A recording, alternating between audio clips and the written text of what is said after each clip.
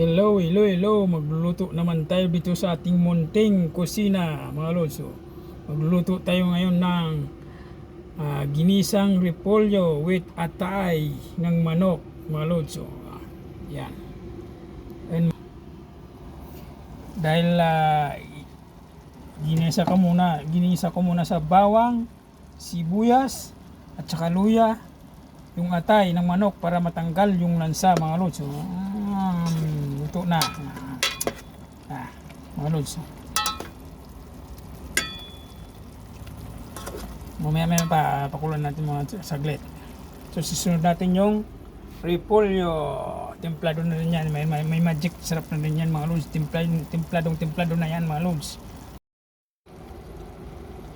Okay, dahil luto ng ating atay, sunod naman natin yung gulay na repolyo. Ayan, mga lods, masustansya na repolyo.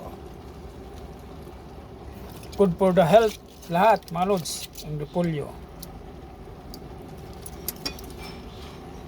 Ako lang yata na kapag luto ng isang repolyo na may atay yung yung chapsuy ba? Sa chapsuy tawagin. Sana to, mga lods, sardinas sana to yung isasawag ko dito, mga lods. Sardinas ginisang sa repolyo. Kaso naisip ko yung may subukan ko kaya na atay ang isawag ko dito, gisahin ko mga lods, kung masarap ba. Matitikpan natin, malalaman mamaya, mga lods, pag mukbang na natin tayo, mga lods. Puno ano din niya, mga lods, bababa dahil kung lalanta na yung gulay, mga lods. Yan.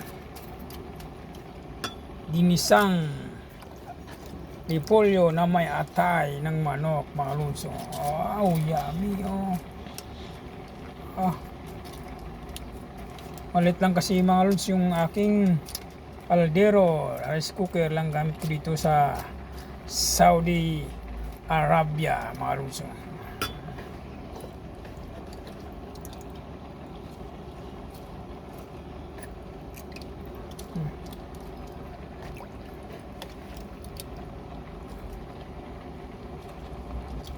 Ping.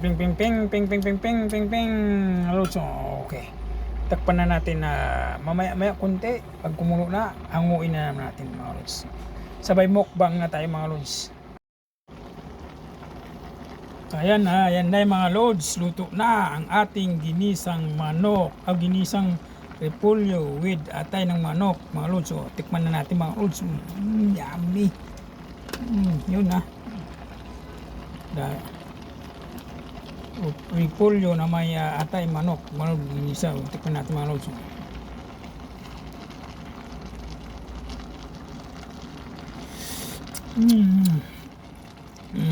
Templadong na, mga lods. Ang sarap, yummy, mga lods. Ano pang hinihintay niyo, mga lods? Tara, banat na, mukbang na tayo, mga lods. Okay, bye-bye, mga lods. Bye-bye, God bless, Mr. Pogi. Thank you for watching.